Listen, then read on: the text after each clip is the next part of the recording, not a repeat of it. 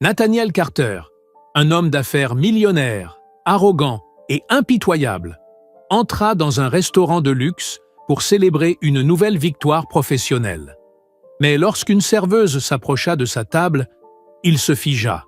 C'était Danielle, son ex-femme, enceinte. Ce qui se passa dans les minutes suivantes bouleversa son monde entier, et personne dans cette salle n'aurait pu imaginer ce qui allait arriver. Le restaurant Céleste brillait tel un joyau précieux au cœur de New York. Des lustres en cristal suspendus à de hauts plafonds diffusaient une lumière dorée qui enveloppait les invités, tous habillés avec un raffinement extrême. À 35 ans, Nathaniel régnait en maître sur cette soirée.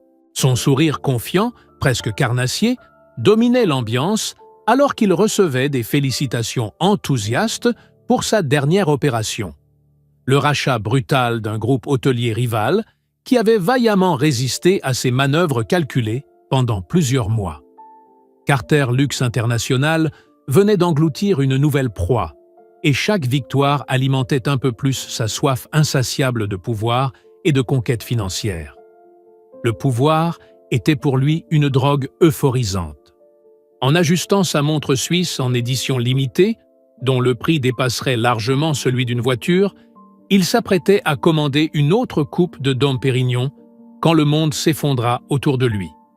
De l'autre côté de la salle, une silhouette familière, terriblement familière, évoluait avec précaution entre les tables. Ses longs cheveux bruns, autrefois libres et soyeux, étaient aujourd'hui relevés en un chignon sobre et pratique, dégageant cette nuque qu'il avait tant aimé embrasser avec tendresse. Danielle, son ex-femme, enceinte et serveuse. Le brouhaha du restaurant se mua en un bourdonnement sourd, irréel. Les visages autour de lui devinrent flous, insignifiants. Le décor luxueux s'effaça totalement de sa conscience.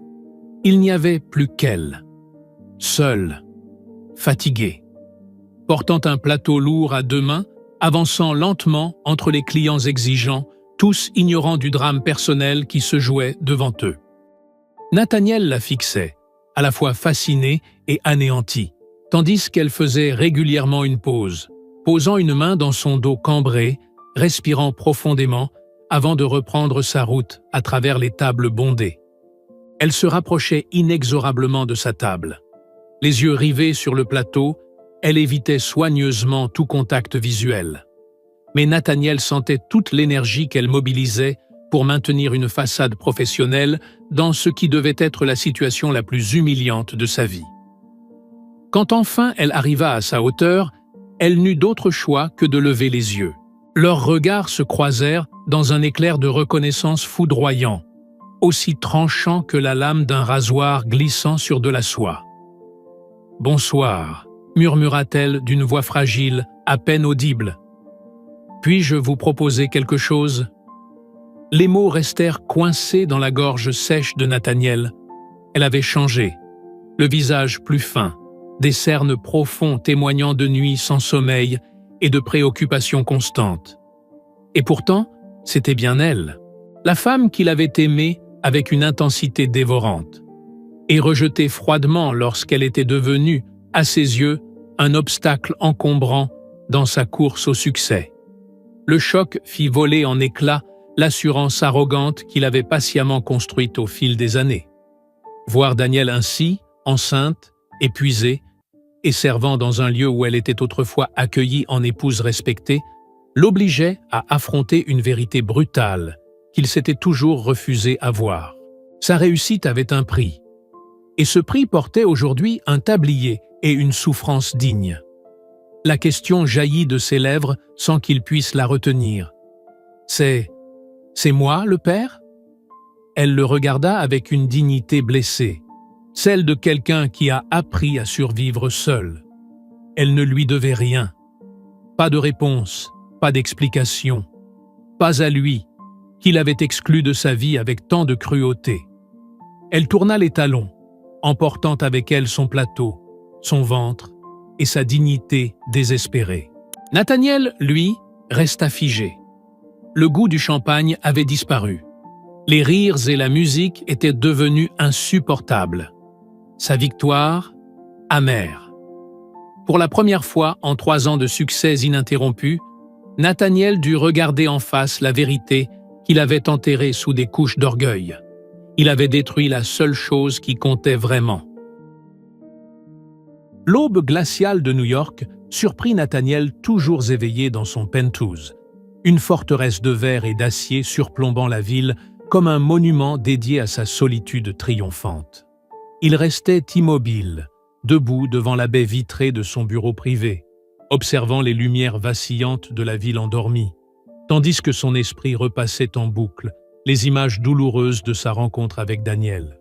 La vision d'elle, portant péniblement un plateau avec précaution, protégeant instinctivement son ventre arrondi, s'était imprimée dans sa mémoire comme une brûlure au fer rouge.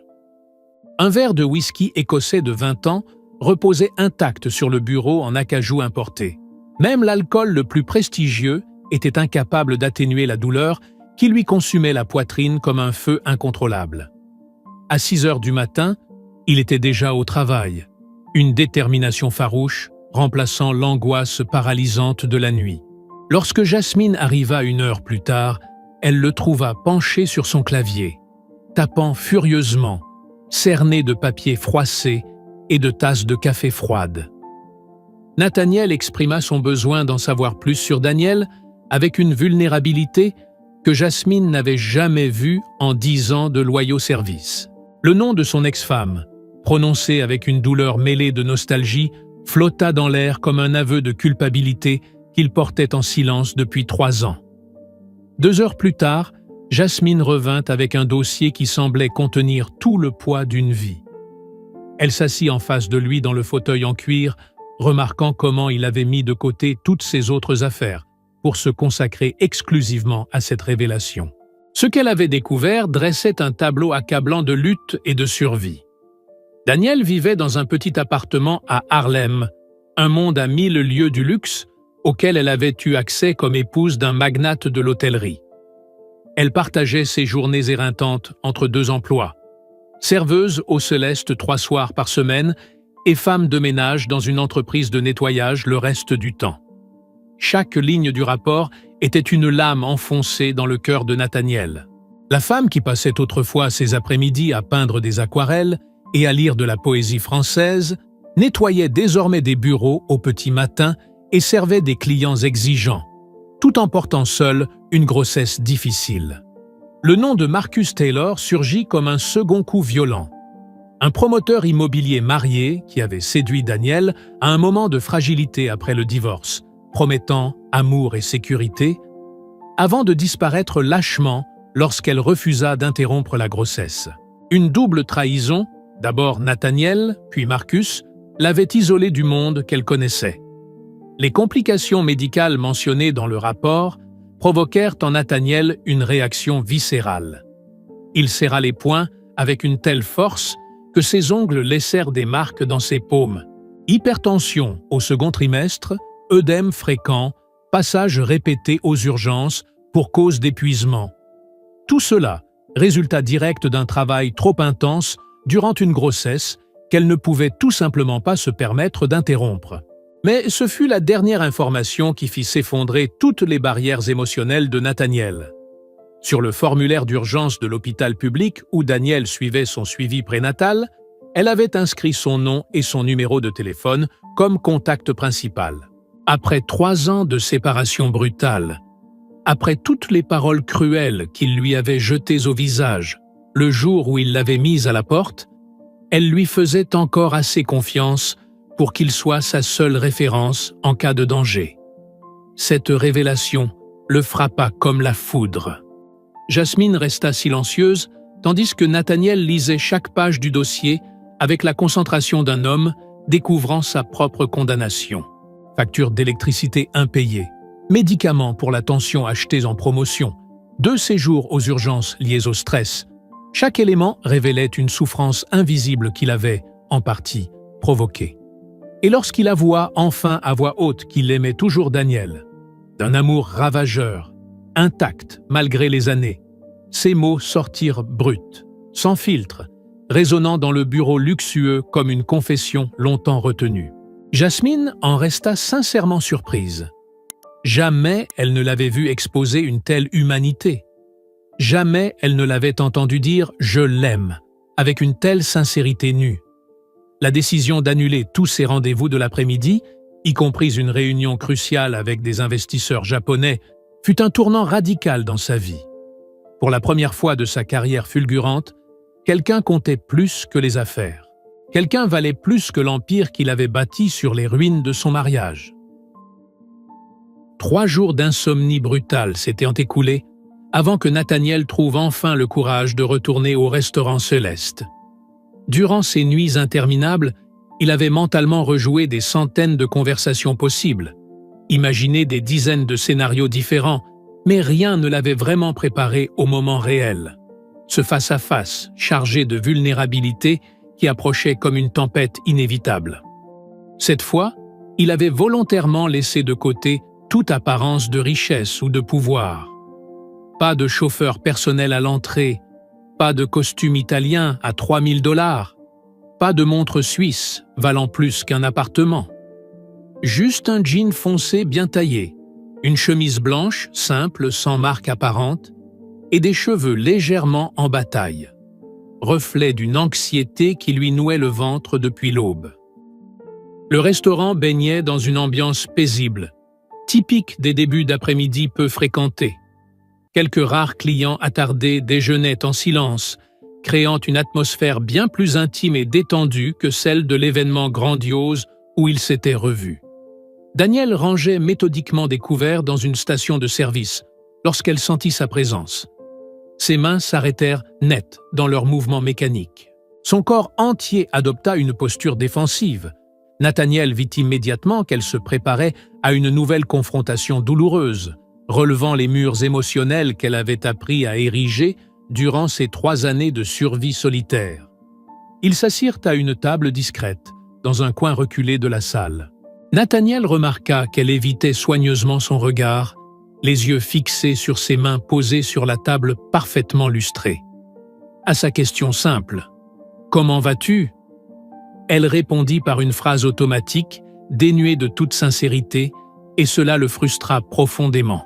Il voyait à travers ce masque de normalité qu'elle avait appris à porter par pur instinct de survie. Il reconnaissait en elle les signes d'une femme qui s'était entraînée à dissimuler sa souffrance pour ne pas s'effondrer. Quand il parvint enfin à fissurer cette carapace, l'amertume qui jaillit de Danielle fut comme de l'acide versé sur des plaies à vif. Chaque mot était chargé du poids de 3 années d'efforts solitaires. Travailler enceinte au-delà de ses limites, être abandonnée par le père de son enfant, survivre avec 2 petits salaires dans une ville cruellement chère. La conversation prit un tour de plus en plus douloureux quand Nathaniel tenta d'exprimer ses remords. Danielle réagit avec une honnêteté brutale, l'obligeant à confronter une vérité amère. Il n'avait pris conscience de ses erreurs qu'en la voyant servir les autres, pas par un véritable travail intérieur ou une remise en question sincère. Les souvenirs du jour où leur mariage s'était brisé remontèrent alors avec une clarté insupportable. La dispute calculée, les accusations lancées pour blesser, le regard brisé de Danielle lorsqu'elle comprit que l'homme qui lui avait juré amour et fidélité s'était transformé en étranger froid et impitoyable. Quand Nathaniel réussit enfin à prononcer les mots qu'il gardait enfouis, qu'il l'aimait toujours, ils sortirent bruts, écorchés, presque désespérés. Sa déclaration résonna dans le calme du restaurant comme un cri venu d'une âme perdue. Danielle en fut visiblement bouleversée. Elle s'était préparée à bien des choses, mais pas à une confession si dénuée de défense. Sa question « Pourquoi maintenant ?»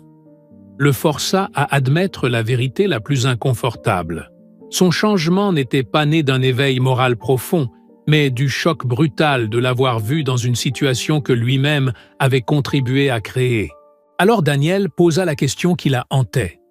Pouvait-elle risquer de s'abandonner à nouveau, au risque d'être brisée une seconde fois?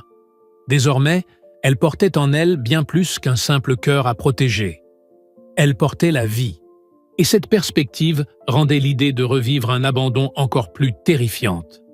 Mais ce fut dans leur dernier échange de regards que quelque chose changea profondément. Daniel scrutait son visage, à la recherche de signes. Était-ce encore du bluff, ou bien de la sincérité réelle? Et elle vit quelque chose qu'elle n'avait jamais vu chez lui. Une humilité vraie. Une vulnérabilité authentique, sans faux semblant, débarrassée de l'armure arrogante qu'il portait depuis toujours. Quand elle lui accorda finalement une seule chance, avec des conditions strictes et non négociables, le petit sourire prudent qui se dessina sur ses lèvres fut comme le premier rayon de soleil après une tempête dévastatrice de 3 longues années. 2 semaines s'étaient écoulées, 2 semaines de transformation silencieuse et profonde dans la vie rigoureusement millimétrée de Nathaniel. Pour la première fois depuis le début de son ascension fulgurante dans le monde des affaires, les réunions de direction n'étaient plus une priorité. Des contrats à plusieurs millions furent reportés sans scrupule, des appels d'investisseurs laissés sans réponse, et Jasmine observait, avec un mélange de fascination et d'incrédulité, son patron autrefois accro au travail découvrir qu'une autre forme de vie, plus réelle, plus humaine, existait en dehors des salles de réunion. Les jeudis étaient devenus des rituels presque sacrés. Nathaniel traversait personnellement le chaos de la circulation new-yorkaise pour aller chercher Daniel à Harlem afin de l'accompagner à ses rendez-vous médicaux. Au départ, elle avait farouchement insisté pour continuer à prendre les transports en commun, par fierté blessée, par indépendance chèrement acquise et par méfiance légitime.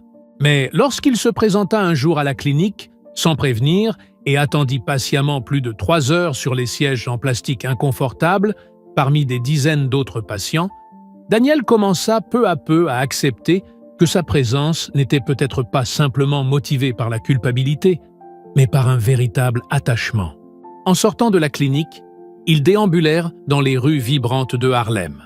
Des enfants jouaient sur les trottoirs avec une créativité issue du manque, de la musique s'échappait des fenêtres ouvertes, des voisins discutaient sur les marches des immeubles comme on le fait dans une vraie communauté. Des marchands ambulants proposaient leurs produits frais avec un mélange de fierté et d'humour bienveillant. Ce monde-là était à l'opposé de celui qu'il connaissait. Et lorsqu'elle lui parla de son attachement profond à ce quartier, du lien qu'elle avait tissé avec ses voisins, devenus une famille choisie, Nathaniel comprit. Elle avait trouvé ici quelque chose que ni l'argent, ni le luxe, ni les sphères d'élite n'avaient jamais pu lui offrir. L'appartement de Daniel était à son image, modeste mais chargé d'âme. Chaque coin respirait la vie. Des plantes faisaient de ses rebords de fenêtres de véritables petits jardins suspendus. Des livres s'empilaient sur des étagères de fortune. De petits tableaux peints par elle-même égayaient les murs, et des photos racontaient une histoire tissée dans l'adversité et la solidarité. Et là, posée sur une vieille commode, une photo de leur mariage, soigneusement encadrée, préservée, le frappa en plein cœur. Leur visage heureux, presque naïf, semblait appartenir à un autre monde, à une autre vie. Et pourtant, elle avait gardé ce souvenir, comme un vestige, ou une possibilité. Puis vint Madame Jenkins, une dame d'environ 70 ans, entrée avec l'assurance tranquille de celle qui veille sur les autres. Son regard perçant analysa Nathaniel en quelques secondes. Elle ne se contenta pas de l'observer, elle le jaugea. Et quand elle parla, sa mise en garde fut claire, franche, sans détour. « Si tu brises encore une fois son cœur, je te brise les genoux. » Elle ne parlait pas simplement en voisine. Elle parlait en gardienne, en figure maternelle, en femme ayant vu la douleur de Daniel et refusant de la laisser revivre ça une seconde fois. Ce qui suivit fut une véritable leçon d'humanité. Histoire de quartier hilarante, conseils pratiques sur les soins aux bébés, questions directes sans arrière-pensée, tout respirait l'authenticité d'une vie partagée. Quand Nathaniel quitta enfin l'appartement et retrouva sa voiture luxueuse garée entre des véhicules modestes, il comprit qu'il avait découvert quelque chose d'inestimable. La possibilité d'appartenir à un monde réel. Un monde fait de liens sincères, de chaleur humaine et de respect mutuel, pas d'intérêt caché. Et ce fut en route, dans le silence de sa réflexion, qu'il reçut un message de Daniel. « Merci pour aujourd'hui. J'ai vu quelque chose de différent en toi. » Ce simple texto confirma qu'il avait gagné quelque chose de rare et précieux. Une seconde chance. Non seulement de reconstruire un amour, mais aussi de repenser toute sa conception de la réussite. Et vous, choisiriez-vous de conquérir le monde ou de prendre soin de ceux qui vous aiment vraiment? Laissez votre avis en commentaire et partagez cette histoire avec quelqu'un qui a besoin de réfléchir à ce qui compte vraiment.